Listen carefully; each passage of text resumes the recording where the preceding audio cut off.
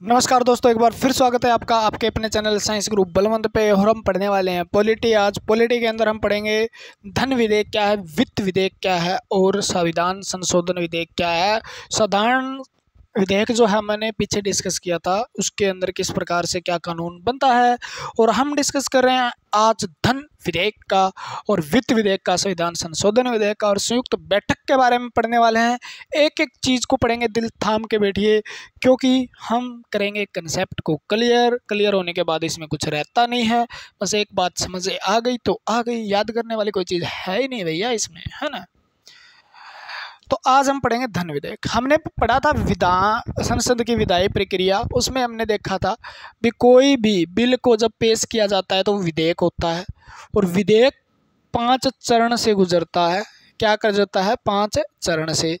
5 चरण वो हमने प्रथम वाचन, द्वितीय वाचन, तृतीय वाचन, दूसरे सदन में भेजना और राष्ट्रपति की स्वीकृति के साथ हमने 5 चरण पिछली वीडियो में डिस्कस किए थे, ठीक है। और जैसे 5 चरणों से गुजर जाता है, जिसमें क्या आता है तो विधेयक है, ठीक है। 5 चरण होते हैं, जिसमें से लोकसभा में 5 चरण में लोकसभा में या राज्यसभा में पेश किया जाता है। लोकसभा राज्यसभा में पेश किया जाता है, किसी में पेश करके फिर उसको एक पारित करता है, ठीक है। बहस होती है, फलाना दिगड़ा मुंगड़ा सब कुछ होता है, ठीक है। दूसरा सदन पास कर देता है, तो वो कहाँ जाता है? राष्ट्रपति के पास जाता है। क्या चला जाता है? राष्ट्रपति के पास। और राष्ट्रपति जैसे ही सिग्नेचर कर देता है तो क्या हो जाता है? सिग्नेचर करने के बाद 5 चरणों से गुजरने के बाद वो क्या बन जाता है? कानून बन जाता है, ठीक है। तो ये है विधेयक और कानून, ठीक है। यानी कुछ भी नहीं हुआ, विधेयक था, संसद में गया और एक सदन में गया, पहला सदन, दूसरा सदन, ठीक है, और राष्ट्रपति और कानून। विधेयक था, दोनों सदनों से पास हुआ, राष्ट्रपति ने साइन किए और कानून बन गया। यानी कोई विधेयक जब तक कानून नहीं बनता, जब तक राष्ट्रपति के द्वारा हस्ताक्षर नहीं होते हैं, ना टन टना टन तारारा, है ना। तो अब पढ़ेंगे हम धन विधेयक के बारे में। क्या पढ़ेंगे? धन विधेयक क्या होता है, मनी बिल क्या होता है। बहुत ही प्यारा सा यार, मनी बिल। सबको यही प्रॉब्लम है दुनिया में, क्या चाहिए? सबको चाहिए धन, और आप बना देंगे धन को धन विधेयक, और धन विधेयक को बना देंगे फिर धन का कानून किस प्रकार से बनता है। मनी बिल, ठीक है, मनी, ठीक है ना, मनी राम। सबको यही प्रॉब्लम है, हाय रे धन। आप नौकरी धन के लिए, कोई काम कर रहा है धन के लिए, क्योंकि धन के बिना यार चलता ही नहीं है ना, सिस्टम नहीं चलता भैया। बिना सिस्टम को सिस्टम से चलाने के लिए, सिस्टम को सिस्टम से चलाने के लिए भी क्या चाहिए? धन चाहिए। तो धन क्या है, धन विधेयक क्या है, ये समझो। धन विधेयक है ना, इसका जिक्र किया गया है अनुच्छेद 110 के अंदर। 110 में मोस्ट इम्पोर्टेंट लाइन है भैया, मोस्ट इम्पोर्टेंट लाइन है, याद करना है इसको, ठीक है ना, याद करना है इसको।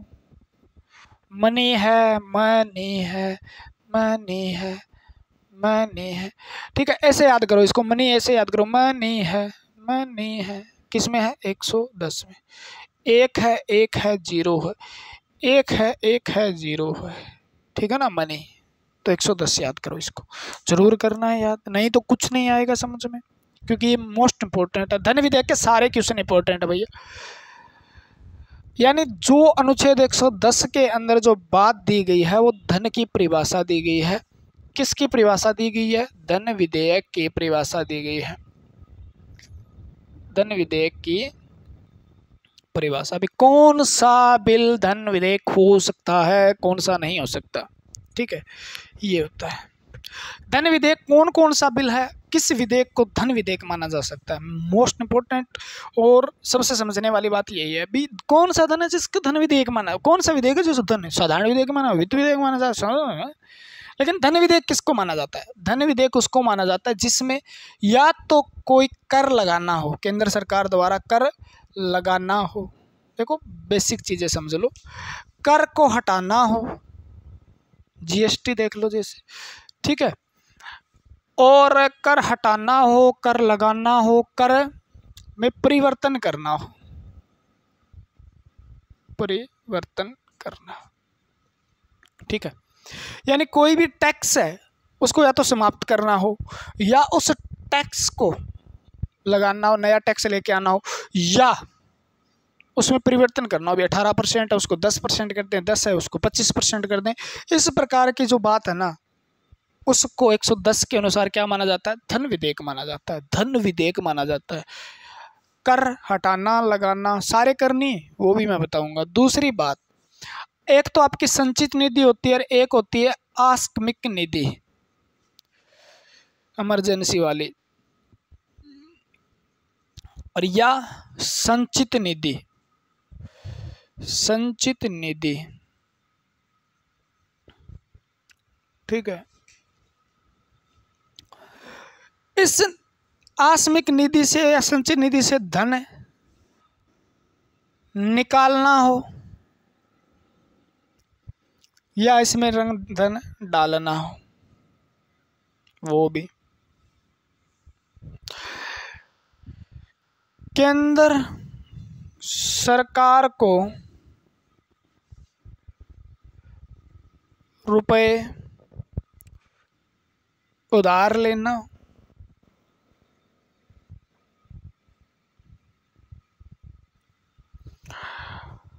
कोई धन, चार बातें याद रखनी पड़ेगी आपको। कोई धन संचित निधि पर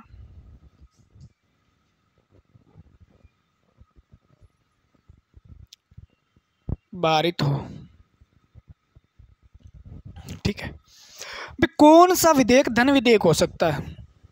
फिर हमेशा ये कंफ्यूजन रहता है, कौन सा विधेयक धन विधेयक हो सकता है? धन विधेयक वह विधेयक धन विधेयक हो सकता है जो एक तो संचित निधि से रिलेटेड हो, स्पष्ट बात है, आकस्मिक निधि से रिलेटेड हो, वो धन धन विधेयक है। यानी उसके अंदर धन डालना है चाहे धन निकालना है, दोनों निधियों में, ठीक है ना, तो वो धन विधेयक माना जाता है। उसको पेश और प्रक्रिया उस पर कौन से विधेयक वाली चलेगी? धन विधेयक वाली प्रक्रिया चलेगी। कर लगाना है, कर हटाना है, कर में परिवर्तित करना है, यानी केंद्र सरकार द्वारा या संघीय शासन द्वारा क्या किया जाता है? कर को लगाना है, कोई नया कर देश पर थोपना है, नया कर देश को देना है, या देश से नया कर हटाना है, या देश के कोई कर में परिवर्तन करना है, तो उस विधेयक को क्या माना जाता है? मनी बिल या धन विधेयक माना जाता है। केंद्र सरकार को रुपए उधार लेने हैं, मतलब ऑस्ट्रेलिया से अपने को करोड़ों रुपए उधार लेने हैं, ठीक है ना, करोड़ों उधार लेने, तो वो विधेयक धन विधेयक, यानी धन का जिक्र है ना इसके अंदर, है तो धन का जिक्र। उधार लेने हैं, उधार लिए जाए या नहीं लिए जाए, उससे पहले लोकसभा, राज्यसभा, राष्ट्रपति की स्वीकृति चाहिए, पारित होना चाहिए, तो वो विधेयक कौन सा है? धन विधेयक। उधार लेना है तो भी उसको उधार लेने से पहले इस प्रक्रिया से गुजरना पड़ेगा और धन विधेयक को पास करवाना पड़ेगा, तो वो विधेयक धन विधेयक। कोई धन संचित निधि में भारित, भार है, भारित का मतलब भार है, फालतू का खर्चा है, ठीक है, फालतू का खर्चा उसको खत्म करना है और करना है, ठीक है, तो ये संचित निधि पर इसका भार पड़ने वाला है, ऐसा सोच ले, तो वो विधेयक भी क्या है? धन विधेयक है, ठीक है। कौन सा विधेयक धन विधेयक नहीं हो सकता, या धन विधेयक क्या बोल सकते हैं उसको, कौन सा विधेयक धन विधेयक नहीं समझा जाएगा? ठीक है, भी सारे विधेयक धन विधेयक धन से रिलेटेड धन नहीं, ठीक है। तो 110(2) के अंदर ये दिया गया है भी कौन सा विधेयक, विधेयक इनसे मिलता जुलता ही हो लेकिन वो नहीं समझा, विधेयक धन विधेयक नहीं समझा जाएगा।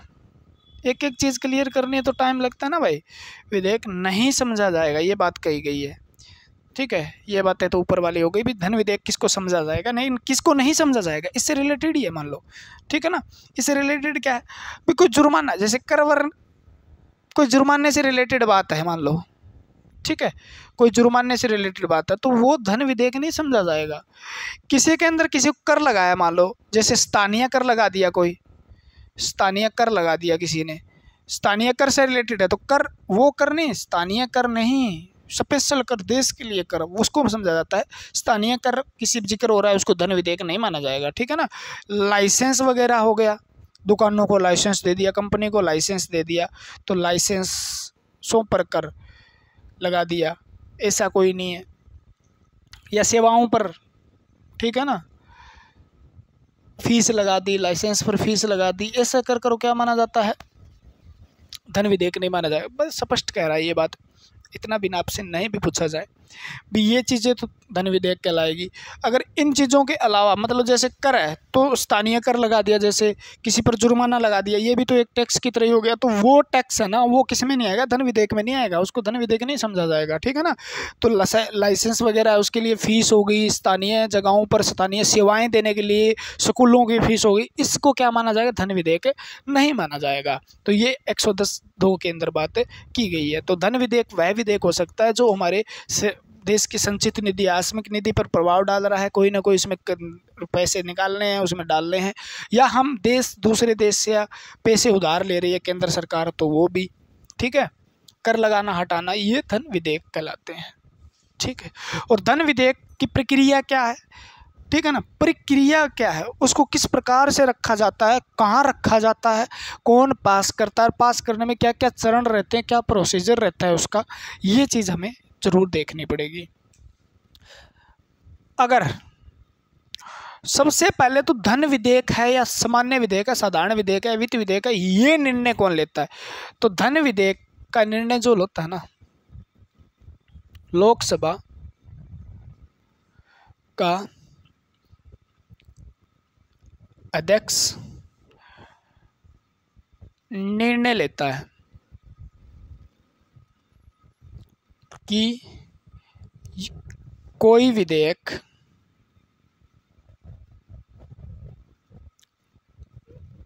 धन विधेयक है, और ये निर्णय अंतिम होता है। निर्णय क्या होता है, अंतिम होता है। इस निर्णय को कोई भी चुनौती नहीं, न्यायालय के अंदर आप चुनौती नहीं दे सकते, राष्ट्रपति के आगे चुनौती नहीं दे सकते, आप संसद में इसको चुनौती नहीं दे सकते हैं। अंतिम और लास्ट निर्णय होता है। कोई बिल लोकसभा में पेश होने से पहले या राज्यसभा में पेश होने से पहले या राष्ट्रपति के पास जाने से पहले क्या होता है, इस पर निर्णय होता है भी ये धन विधेयक तो नहीं है, क्योंकि इसकी सब बिल अलग तरीके से पेश होते हैं और ये बिल अलग तरीके से संसद में जाता है या सदन में जाता है। तो सबसे पहले ये देखा जाता है भी ये विधेयक धन विधेयक तो नहीं है, ठीक है। तो ये निर्णय कौन करता है भी ये बिल धन विधेयक है या वित्त विधेयक है, बाकी विधेयक है नहीं है, तो ये निर्णय अंतिम होता है किसका, लोकसभा का जो अध्यक्ष होता है वो निर्णय लेता है कि कोई विधेयक धन विधेयक है या नहीं है। अगर वो धन विधेयक है तो फिर इसके अलग से प्रोसेस होगी, अगर और विधेयक है तो अलग से प्रोसेस उसका होगा संसद के अंदर। तो किसका निर्णय होता है, तो लोकसभा के अध्यक्ष का। मोस्ट इंपॉर्टेंट बात है, कोई विधेयक धन विधेयक है या नहीं है, ये निर्णय कौन लेता है, लोकसभा का अध्यक्ष लेता है, ठीक है। अगर वो धन विधेयक है तो सबसे पहले संसद में पेश होने या संसद में पेश होने से पहले राष्ट्रपति की अनुमति ली जाती है। मोस्ट इंपोर्टेंट क्वेश्चन है, राष्ट्रपति की अनुमति जरूरी है, ठीक है। यानी वो विधेयक अगर धन विधेयक है तो सबसे पहले राष्ट्रपति को भेजना होगा, राष्ट्रपति इसको अनुमति देगा, उसके बाद क्या करना होगा, उसको पेश किया जाएगा। अगर वो धन विधेयक है तो लोकसभा का अध्यक्ष क्या कर देगा, उसको कह देगा धन विधेयक है, राष्ट्रपति कह देगा हाँ ठीक है, सिग्नेचर कर दिए, कार्रवाई हो गई। अब इसको पेश किया जाएगा, तो पेश कहाँ होगा, तो मोस्ट इंपोर्टेंट बात है, धन विधेयक केवल लोकसभा में पेश किया जाता है। लोकसभा में पहले पेश किया जाता है, ठीक है, तीनों इंपॉर्टेंट बात होगी। साधारण विधेयक से तो अलग होगी। साधारण विधेयक तो लोकसभा राज्यसभा दोनों में पेश किया जा सकता है। राष्ट्रपति की स्वीकृति की कोई जरूरत नहीं होती, बाद में साइन करता है। ठीक है ना, तो ये इंपॉर्टेंट इसलिए हो गया क्योंकि लोकसभा का अध्यक्ष संसद में पेश करने से पहले राष्ट्रपति की अनुमति, दूसरा स्टेप। तीसरा ये हो गया, पहले कहाँ पेश होता है? लोकसभा में पेश होता है। कहाँ पेश होता है? लोकसभा में। ठीक है, लोकसभा इसको पारित कर दे, ठीक है ना, लोकसभा इसको क्या कर देती है? जैसे ही पारित कर देती है, लोकसभा इसको जैसे ही पारित कर देती है तो ये कहाँ जाता है? राज्यसभा में जाता है। तो यानी दूसरे सदन राज्यसभा में लोकसभा के पास होने के बाद जाता है। ठीक है, राज्यसभा क्या करती है इस पे? राज्यसभा के पास कुछ नहीं है इसमें। राज्यसभा क्या करेगी? क्या करती है? स्वीकृति दे देती है इसको। ठीक है, स्वीकृति न दे तो वो क्या रोक सकती है? 14 दिन तक इसको रोक भी सकती है, 14 दिन तक। ठीक है, 14 दिन का टाइम होता है। मोस्ट इंपोर्टेंट बात है, क्या कर सकती है?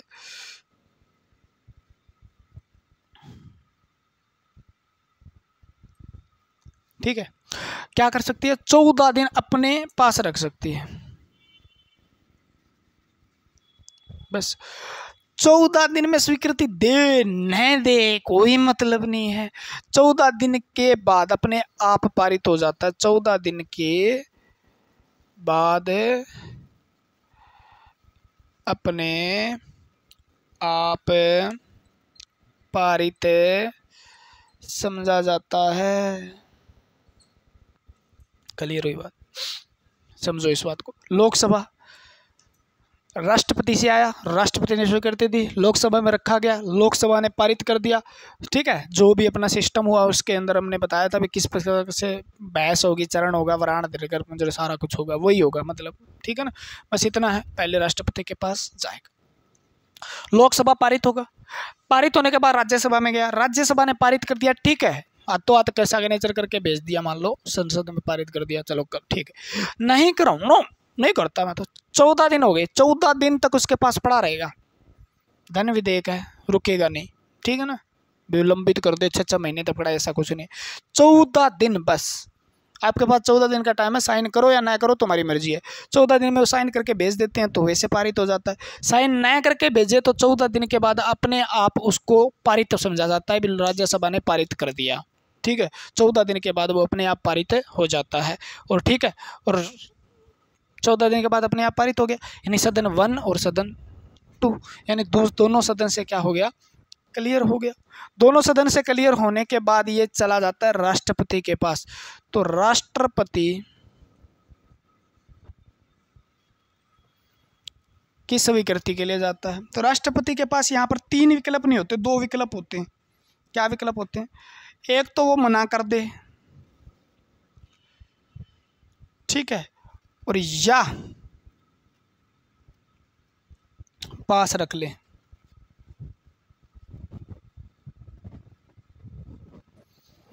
या तो मना कर दे,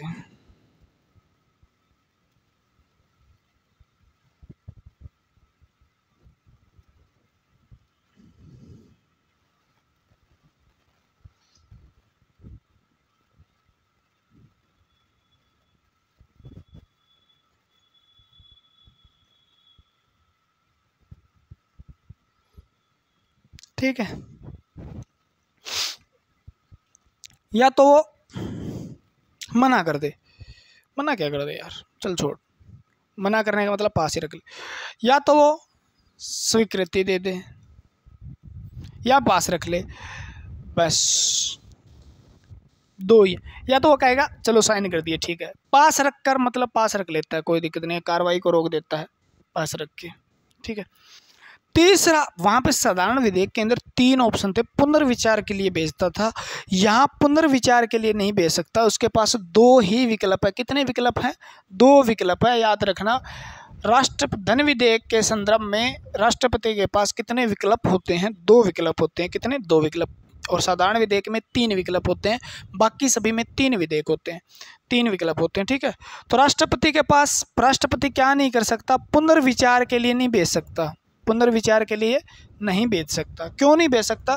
क्योंकि पुनर्विचार के लिए इसलिए नहीं भेज सकता क्योंकि राष्ट्रपति की स्वीकृति ले गई थी, उसके बाद इसको पेश किया गया था।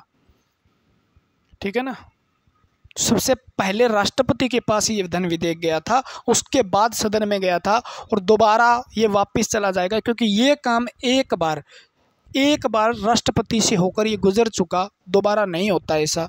इसलिए इसको क्या किया जाता है, पुनर्विचार के लिए राष्ट्रपति धन विधेयक को नहीं भेज सकता।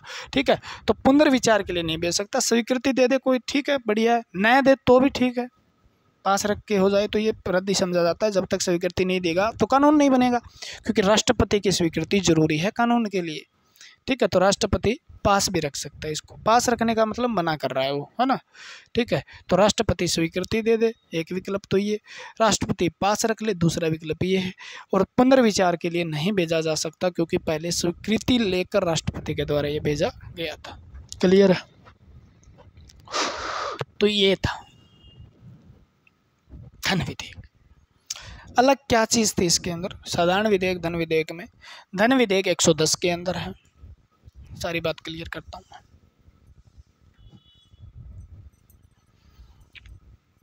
कंफ्यूज हुए हो, लेकिन अब समझ में सब कुछ आ जाए। धन विधेयक जिक्र किसमें? 110 में। किसमें जिक्र है? 110 में। ठीक है, धन विधेयक जो परिभाषा 110 में दी गई है उसके अनुसार कोई विधेयक धन विधेयक हो सकता है। ठीक है ना, यानी कोई कर से रिलेटेड बात हो, कर हटाना हो, परिवर्तन करना हो, आकस्मिक निधि या संचित निधि से रिलेटेड बात हो कोई, ठीक है ना, या केंद्र सरकार को उधार धन लेना हो, तो ऐसे मतलब बिल है जो लाया जाता है भी उधार लेने के लिए या आकस्मिक निधि में कटौती बढ़ोतरी करने के लिए या कर में कटौती बढ़ोतरी करने के लिए बिल कोई पेश किया जाता है तो उस बिल को धन विधेयक माना जाता है। किस अनुच्छेद के अनुसार? 110 के अनुसार। लोकसभा में पेश करने से पहले कौन बताता है भी विधेयक धन विधेयक है या साधारण विधेयक? तो लोकसभा का अध्यक्ष ये बताता है भी ये कोई विधेयक धन विधेयक है या नहीं। लोकसभा का अध्यक्ष बताता है। ठीक है, और राष्ट्रपति द्वारा पहले स्वीकृति लेनी पड़ती है। राष्ट्रपति सबसे पहले क्या कर देगा? अनुमति देगा। ठीक है, और अनुमति देगा तो लोकसभा का अध्यक्ष बताता है, और किस में पेश होता है? ये लोकसभा में ही पेश होता है। मोस्ट इंपॉर्टेंट बात है, लोकसभा में पेश होता है। लोकसभा में इसके पास पूरी शक्ति है, सारा कुछ इसके पास है धन विधेयक के चक्कर में। ठीक है, और ये लोकसभा में लोकसभा के द्वारा पारित होने के बाद कहाँ जाता है? राज्यसभा में जाता है। और राज्यसभा में जैसे ही पारित हो जाता है, पारित करे ना करे, स्वीकार कर ले या 14 दिन में अपने आप स्वीकार हो जाता है। संशोधन राज्यसभा को कोई अधिकार नहीं है, वो इसमें संशोधन करे, मान्य है, फलाना है, दिगड़ा विचार दे सकती है, नॉर्मल सी बात है। ये करे ना करे वो तो लोकसभा पर डिपेंड करता है। तो ना के बराबर इसके पास शक्ति है धन विधेयक के नाम पे। 14 दिन में अपने आप क्या हो जाता है? ये पारित हो जाता है। पारित होने के बाद ये राष्ट्रपति के पास जाता है, और राष्ट्रपति या तो स्वीकार कर ले या पास रख ले, लेकिन पुनर्विचार के लिए नहीं भेज सकता क्योंकि इसने पहले स्वीकृति दी थी। जैसे ही राष्ट्रपति के साइन होते हैं तो धन विधेयक क्या होता है? धन कानून बन जाता है। धन विधेयक क्या हो जाता है? फिर ये कोई कानून बन जाता है। ठीक है, तो ये धन विधेयक था। क्लियर है? सारे धन विधेयक याद रखना, धन विधेयक, सारे धन विधेयक जो होते हैं, ठीक है, वो क्या होते हैं? वित्त विधेयक होते हैं। सारे धन विधेयक क्या होते हैं? वित्त विधेयक होते हैं। ठीक है, यानी धन विधेयक सारे वित्त विधेयक होते हैं, सारे वित्त विधेयक धन विधेयक नहीं होते। ये आपने वेन डायग्राम समझा ही होगा, आपने शिलोलिज्म पढ़ा होगा आपने। ठीक है, नारे नारे ना, नारे बाबा ना, धन रे धन बहुत खतरनाक है। बस अब छोटा छोटा कुछ भी नहीं है। वित्त विधेयक, वित्त विधेयक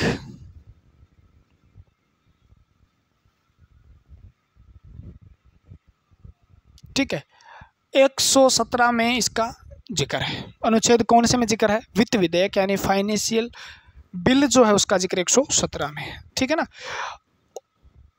अब एक बात याद रख लो, बस धन विधेयक के अंदर जिस धन का जिक्र नहीं है ना, धन विधेयक में जिस धन का जिक्र नहीं है और बाकी सारी धन से रिलेटेड या पैसे से रिलेटेड बात हो, वो सारे के सारे क्या माने जाती है, वित्त विधेयक, वित्त विधेयक माना जाता है। वो क्या माना जाता है, जो धन विधेयक में पैसे का जिक्र है, बस इतना याद रखना है आपको। धन विधेयक के अंदर जो पैसे की बातें हो रही है ना, उसको छोड़कर सारी पैसे की बातें किस में होती है, वित्त विधेयक में होती है। ठीक है ना, जैसे बजट हो गया आपका। ठीक है, और मोस्ट इंपॉर्टेंट इसमें यही बात है, आगामी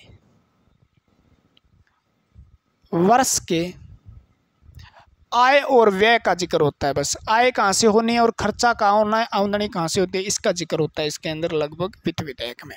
धन विधेयक के अंदर जो बातें नहीं है, यानी धन विधेयक नहीं है, वो सारे के सारे वित्त विधेयक में आते हैं। यानी पैसे की बात है और धन विधेयक नहीं है, तो वो कौन सा विधेयक होगा, वित्त विधेयक होगा। बस इतनी बात है आपको। यानी आगामी वर्ष में क्या आय है हमारी, क्या व्यय, नॉर्मल पैसे की जो चीज़ें होती हैं भी, क्या क्या करना है देश को, ठीक है, देश की उन्नति के लिए क्या कर सकते हैं, वहाँ बस निधि की बात हो रही थी। बाकी छोटे मोटे कर हो गए, छोटे मोटे अलग अलग चीज़ें हो गई।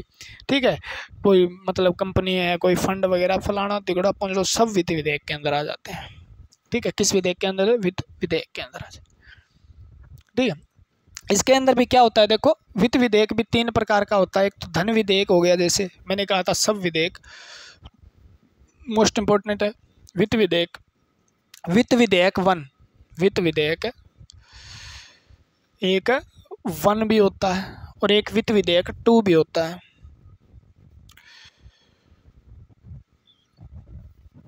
ठीक है, 1 2 होता है। तो ये तो एक साधारण, बिल्कुल इसमें प्रोसेस जो होता है ना, ये तो बिल्कुल साधारण विधेयक की तरह होता है। ठीक है, ये तो साधारण विधेयक की तरह। लेकिन जो ये विधेयक है, इसका हमने समझ लिया। वित्त विधेयक 2 है ना, वो एक धन विधेयक से मिलता जुलता सा है। इसमें क्या करना होता है, इसमें भी पहले राष्ट्रपति की स्वीकृति जरूरी होती है। राष्ट्रपति की स्वीकृति जरूरी है, पेश करने से पहले राष्ट्रपति की स्वीकृति जरूरी होती है। और ये लोकसभा में पेश होता है, ये भी याद रखना, लोकसभा में पेश होता है। लोकसभा में क्या होता है, पेश होता है। 2 बातें हैं, इसको क्या बनाती है, अलग बनाती है। यानी वित्त विधेयक, सारे विधेयक जो धन विधेयक में पैसे का जिक्र है, उसको अलावा सारे जितने भी पैसे का जिक्र है, वो विधेयक क्या होते हैं, धन विधेयक वित्त विधेयक होते हैं। 117 में जिसका जिक्र किया गया है। ठीक है ना, 117 में। अब आगामी वर्ष में आय व्यय जितने भी है, मतलब किस प्रकार से आय होगी, वे सारी रिलेटेड चीज़ें वित्त विधेयक के रिलेटेड हैं। ठीक है, धन विधेयक, वित्त विधेयक जो 3 प्रकार के हैं, धन विधेयक, वित्त विधेयक 1, वित्त विधेयक 2। अगर धन विधेयक तो हमने जिक्र किया पीछे कौन सा है, वित्त विधेयक जो है 1, वो क्या है, कुछ मिलता जुलता है धन विधेयक से। राष्ट्रपति की स्वीकृति जरूरी है जिसके अंदर, और लोकसभा में पेश होता है, मोस्ट इंपॉर्टेंट बात है। और राष्ट्रपति इसमें फिर भी पुनर्विचार के लिए नहीं भेज सकता, ये चीज़ें भी यहाँ पे डिस्कस करनी पड़ेगी आपको। यानी धन विधेयक की जैसी जैसी इसका प्रोसेस सा होता है। 2 बातों को छोड़कर बाकी साधारण विधेयक की तरह इसको पेश किया जाता है, कोई दिक्कत नहीं है। वित्त विधेयक 2 है, इसमें कोई भी है, किसी में पेश किया जा सकता है, इसको साधारण विधेयक की तरह पेश किया जाता है। ठीक है, लोकसभा राज्यसभा में पेश किया जा सकता है, नॉर्मल बिल होता है। क्लियर होगी बात। ठीक है, तो ये वित्त विधेयक की बात है। तो वित्त विधेयक और धन विधेयक में इतना ही फर्क है। ठीक है, मेरे हिसाब से मैं समझा पाया हूँ आपको। ठीक है, क्लियर। थोड़ा सा फिर याद रख लेना, राष्ट्रपति की स्वीकृति जरूरी होती है इसमें, और लोकसभा में पेश किया जाता है ये। राष्ट्रपति की स्वीकृति जरूर होती है धन विधेयक में, और लोकसभा में ये पेश किया जाता है। इन दोनों का बस इतना प्रोसीजर है। लास्ट में एक चीज़ को और क्लियर करूंगा मैं, टेंशन मत लो। ठीक है, आप लिखते जाओ, बस कहीं ना कहीं आपको ये चीज़ें समझ में आ जाएगी, इतनी मेरी गारंटी है।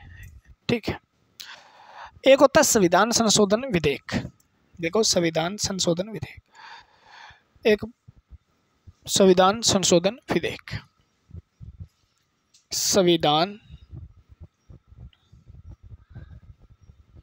संशोधन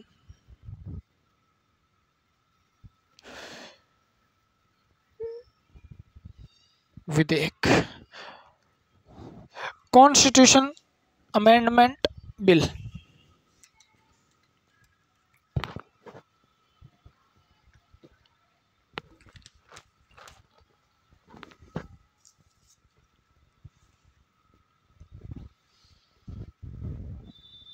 ये क्या होता है, देखो भाई, हमें क्या होता है, संविधान जो है, हमारे देश का संविधान है, उसके अंदर क्या करना है, कोई संशोधन करना है, उसमें कुछ बदलाव करना है। नॉर्मल सी बात है, जब बदलाव करेंगे, ठीक है, तो उस बदलाव करने से पहले हमें किस से गुजरना पड़ेगा, वही प्रोसेस से गुजरना पड़ेगा, विधेयक पास करवाना पड़ेगा, उसको कानून बनाना पड़ेगा, उसको अधिनियम बनाना पड़ेगा। तो हमें क्या करना पड़ेगा, तो वो हमें पहले इससे जानना पड़ेगा कि हमें जो कुछ करना पड़ेगा वो किस प्रकार से करना पड़ेगा, कैसे कैसे करना पड़ेगा। ठीक है, अब संविधान में कोई संशोधन करना है तो संशोधन जो हो सकता है 3 प्रकार से हो सकता है। क्या हो सकता है, 3 प्रकार से हो सकता है। यानी संविधान में संशोधन करना है तो आपको पता ही है, संसद से गुजरना पड़ेगा। संविधान संशोधन करने का अधिकार किसको है, संसद को है। संसद के अंदर लोकसभा है उसको, और राज्यसभा को।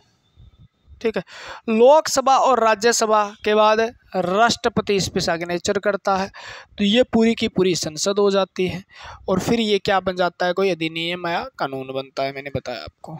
ठीक है, तो ये संशोधन तीन प्रकार से हो सकता है। क्या हो सकता है, 3 प्रकार से हो सकता है। तो संविधान संशोधन जो है वो किस में दिया गया है, 368। ठीक है, कौन से अनुच्छेद का जिक्र करेंगे, 368 का जिक्र करेंगे। ठीक है, तो पहले ये लिख लो, पहले क्लियर है। एक तो संविधान संशोधन किस प्रकार से होता है, तो एक होता है साधारण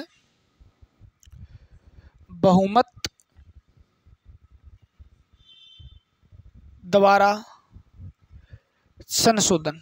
देखो बहुत ही अच्छी सी बात है, बिल्कुल आसान सी है, कंफ्यूज नहीं होना।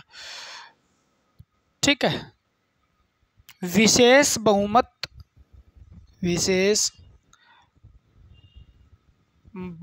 द्वारा संशोधन। और तीसरी बात है आपकी विशेष बहुमत प्लस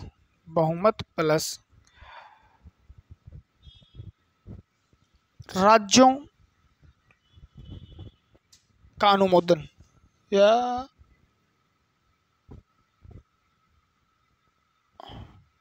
राज्यों का अनुमोदन। ठीक है, देखो कुछ भी नहीं है, बिल्कुल आसान है, कुछ भी नहीं है यार। साधारण बहुमत का मतलब क्या, साधारण बहुमत से कौन से संशोधन किए जा सकते हैं। जैसे कुछ संशोधन को मतलब जो इससे संशोधन किए जाते हैं ना, उनको रियल में संशोधन माना ही नहीं जाता। इसमें संविधान में संशोधन, कॉन्स्टिट्यूशन अमेंडमेंट, इसको माना नहीं जाता, रियल में इसको नहीं माना जाता, जो साधारण बहुमत से होते हैं। ठीक है ना, ये वो विषय होते हैं जो बिल्कुल नॉर्मल विषय होते हैं, जिन पर कोई मतलब विशेष चर्चा नहीं होती। ठीक है, बिल्कुल साधारण संशोधन होते हैं, जिनको साधारण संशोधन होते हैं, उनको संशोधन रियल में माना ही नहीं जाता। जिस प्रकार से आपने देखा होगा फिर राज्यों का नाम बदलना है, मान लो राज्यों का नाम बदलना है, बदल दो, कोई दिक्कत नहीं है, क्या संशोधन करना है इसमें, क्या विशेष बहुमत की जरूरत है। साधारण बदल दो, फलाने का तितर कर दो, फलाने का कबूतर कर दो, फलाने का ये कर दो, वो कर दो, हो जाएगा। ठीक है, सीमा में परिवर्तन करना है, थोड़ा मोटा सीमा में इधर उधर करना है, कर दो यार, नॉर्मल से बहुमत से कोई दिक्कत नहीं। ठीक है, और क्षेत्र में परिवर्तन करना है, राज्यों के क्षेत्र में परिवर्तन करना है। ठीक है, क्षेत्र में परिवर्तन करना है, कर दो। राज्य है, राज्य की विधान परिषद होती है ना, आपकी विधान परिषद है, परिषद जैसे एग्जाम्पल दे रहा हूँ, उसको खत्म करना है, कर दो। नई लागू करने हैं, कर दो साधारण बहुमत से। साधारण बहुमत का मतलब क्या हो गया, यानी कोई चीज़ 100 है तो कितनी चाहिए, 50 तो बराबर हो गए, प्लस 1 51 चाहिए, तो क्या हो जाएगा, संशोधन हो जाएगा। ऐसे संशोधन को हम क्या बोलते हैं, साधारण संशोधन। जो संशोधन रियल में माना ही जाता, छोटी मोटी बातें जो मतलब संशोधन किया जा सकता है, सीमा में कर देना, राज्य की सीमा बढ़ा देना, घटा देना, परिवर्तन कर देना, राज्य का नाम बदल देना, किसी जगह का नाम बदल देना। ठीक है ना, इस प्रकार से राज्य के विधान परिषद है उसको ख़त्म कर देना, वो मतलब नॉर्मल सी बात मानी जाती है, जिसमें विशेष बहुमत की आवश्यकता नहीं होती।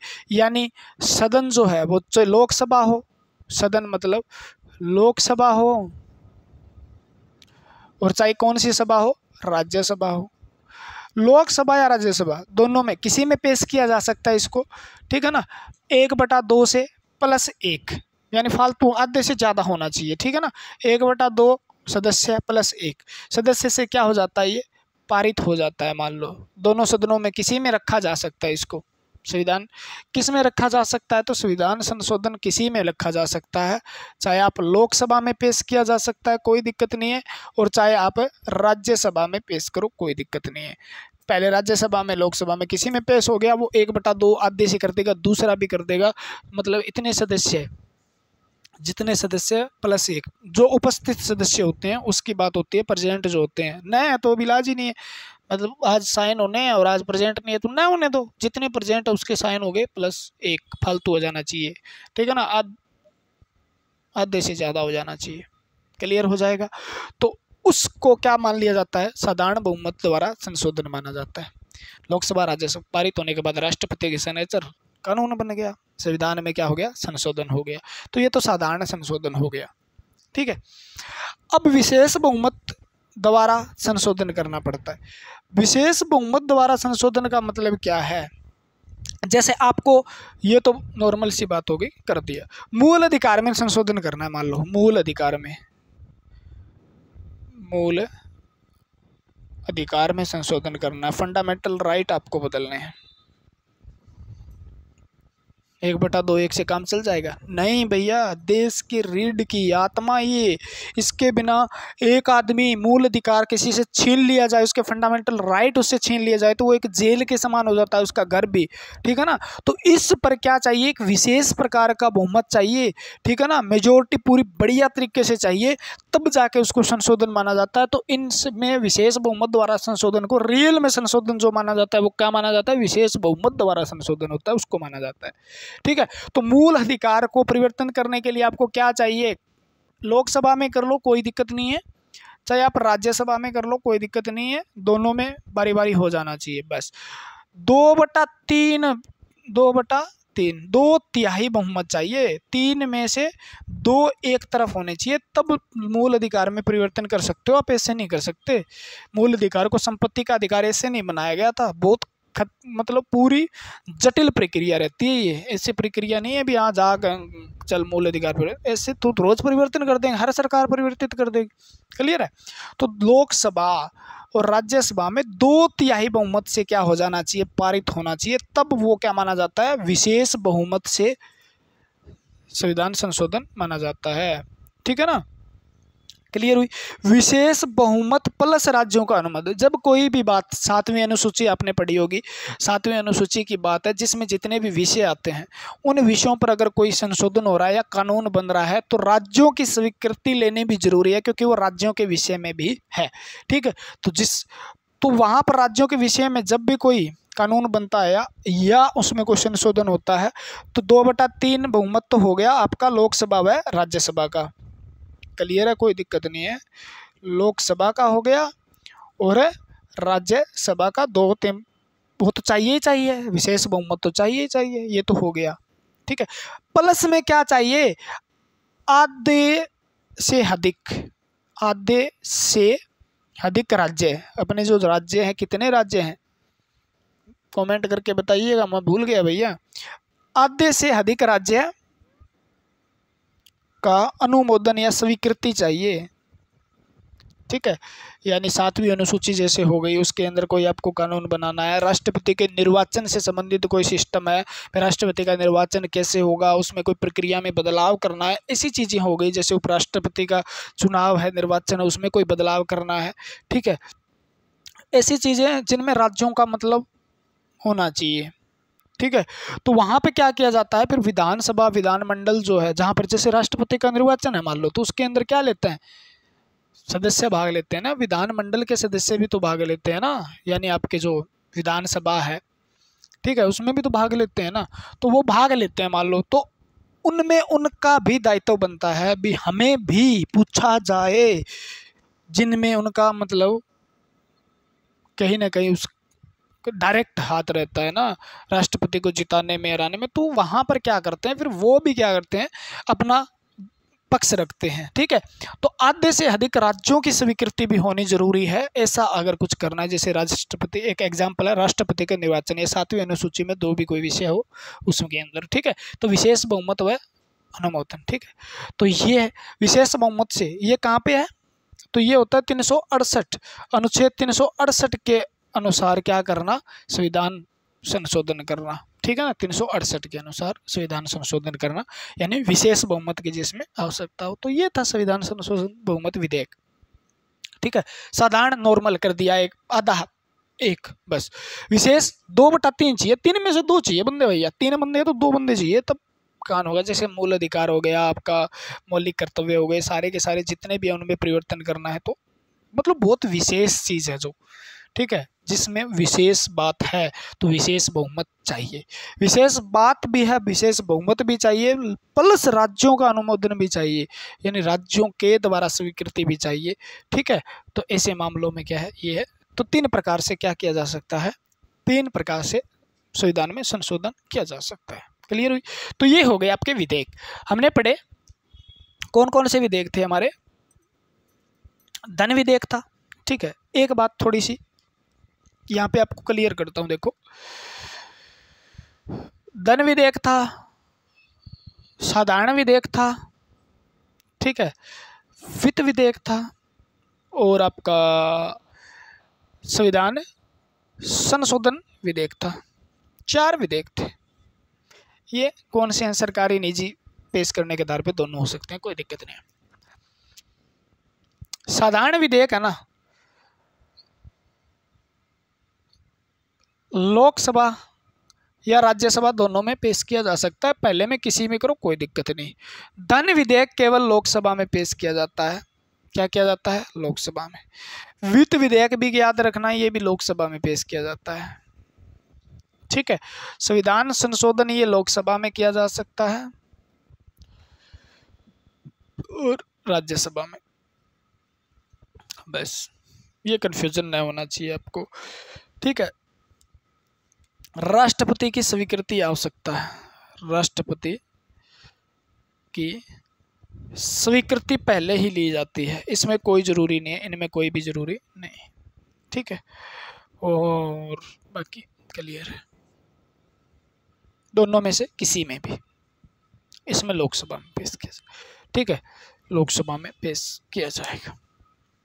तो ये थे विधेयक।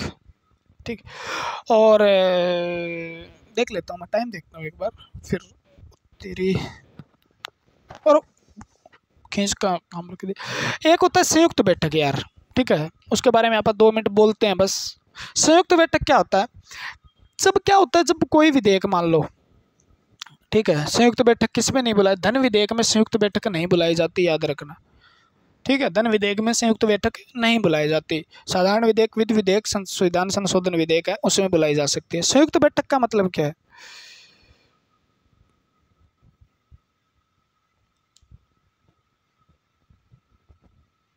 हाँ, संविधान संशोधन विधेयक के अंदर भी नहीं बुलाई जा सकती। लिख ही लो यार, 5 मिनट और लग जाएंगे, अपना कौन सी ट्रेन निकल रही है ना। संयुक्त बैठक, एक शब्द आता है संयुक्त बैठक,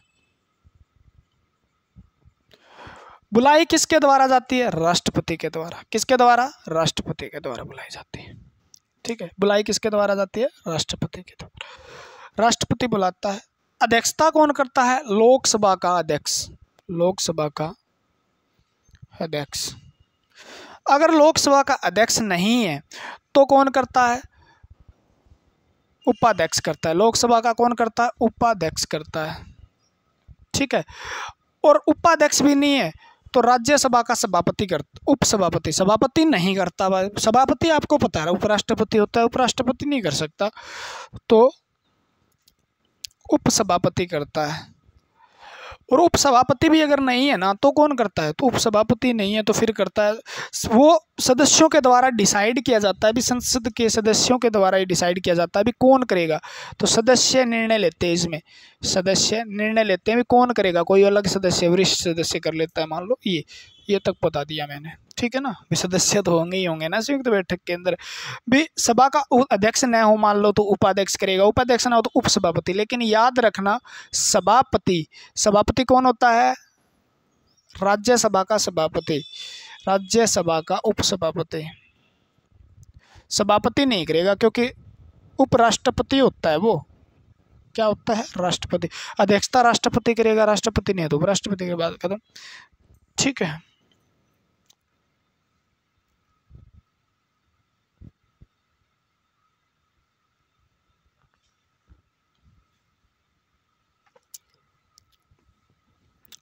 और बुलाई कब जा सकती है, एक तो वित्त विधेयक या साधारण विधेयक के समय बुलाई जा सकती है, ऐसे नहीं बुलाया, दो बाकी बिल में नहीं बुलाई जा सकती। ठीक है, मान लो क्या होता है कई बार ये दोनों कहाँ पेश किए जाते हैं, लोकसभा राज्यसभा में, लोकसभा या राज्यसभा में पेश कर दिया मान लो। ठीक है, अब एक से पास हो गया और दूसरे ने क्या कर लिया, 6 महीने तक इसको रख लिया। एक ने तो पास कर दिया लेकिन 6 महीने तक रख लिया। अब उसको मतलब क्या कर दिया, अब गतिशील बनाने के लिए, या मतलब क्या होता, गतिरोधक हो गया, यानी वो उसकी प्रक्रिया बंद हो गई। तो राष्ट्रपति क्या करता है, फिर उस कानून को लेके आना जरूरी है।